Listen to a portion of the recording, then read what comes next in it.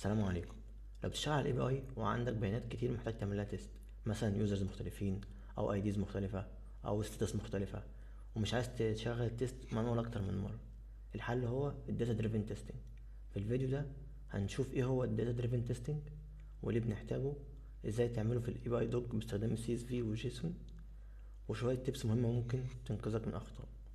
تخيل معايا كده السيناريو ده، عندك اند بوينت بتجيب الداتا بتاعه البت according to ال ID. انت عشان تتأكد ان الاي بي اي بيرجع بيانات صح مثلا لأربعة بيتس من غير داتا دريفن تيستنج، هتعمل ايه؟ هتشغل ريكوست مانوال كل 4 مرات، تغير اي دي في كل مرة، تتأكد من الريسبونس بنفسك كل مرة. مع الداتا دريفن تيستنج بقى هتعمل ايه؟ بتحضر ملف سي اس في او جيسون فيه الأربعة روز، بتشغل تيست سيناريو مرة واحدة، يبقى اي دوج بيشغل ريكوست مرة لكل رو اوتوماتيك، وبيديك ريبورت كامل في كل رو سواء باص او فيه. المفهوم الاساسي للتيست بيفضل ثابت، اللي بيتغير هو الداتا بس. قبل ما نفتح اي بي اي دوج محتاجين نحضر البيانات بتاعتنا.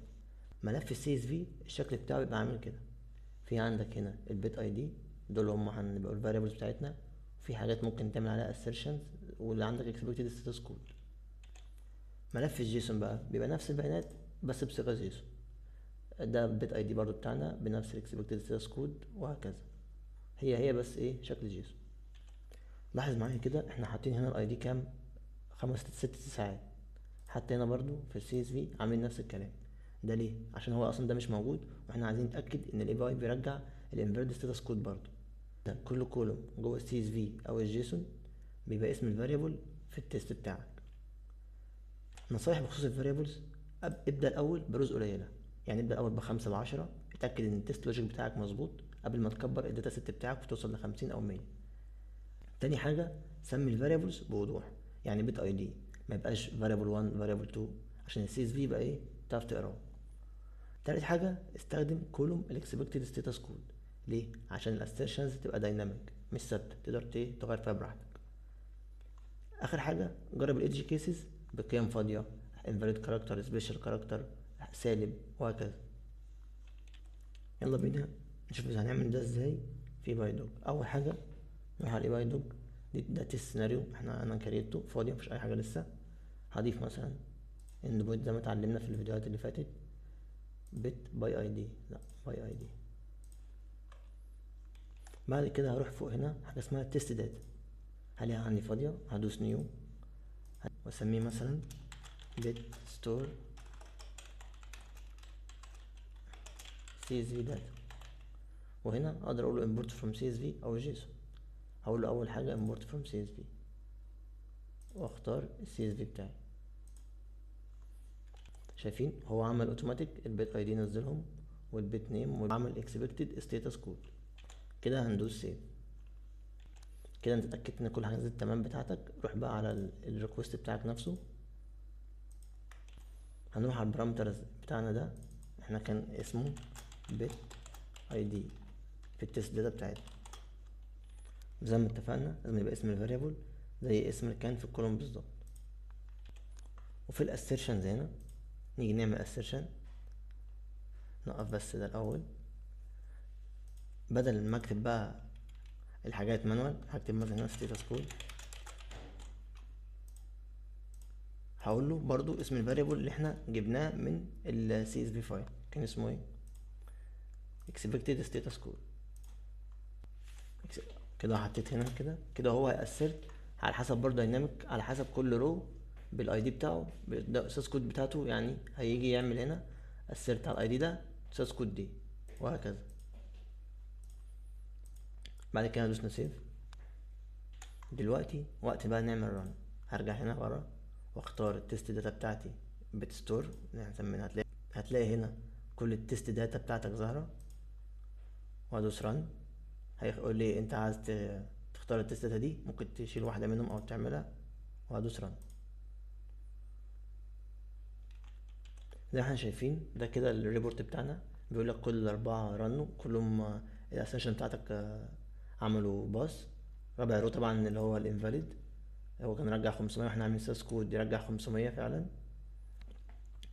يعني لو جيت بقى المرة الجاية مثلا هخليه يرجع، احط مثلا اي رقم مثلا 1 وهيرجع 200 برضو، مجرد ما ادوس سيف. وارجع تاني احط الفايل.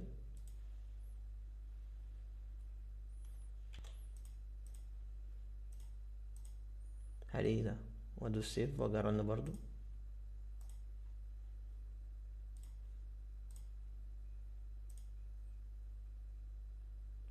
كده انت خليت ايديهات الاسيرشن بتاعك دايناميك حسب الرو بتاعه.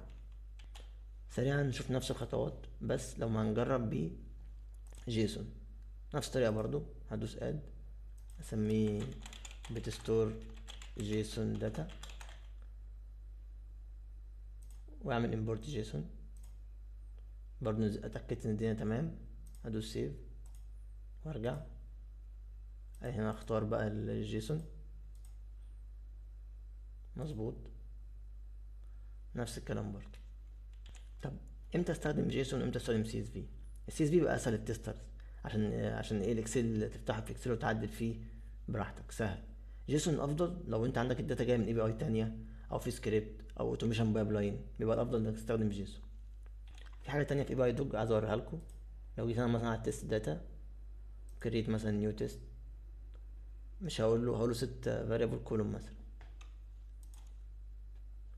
انا هخليه بت اي دي بس، ماشي.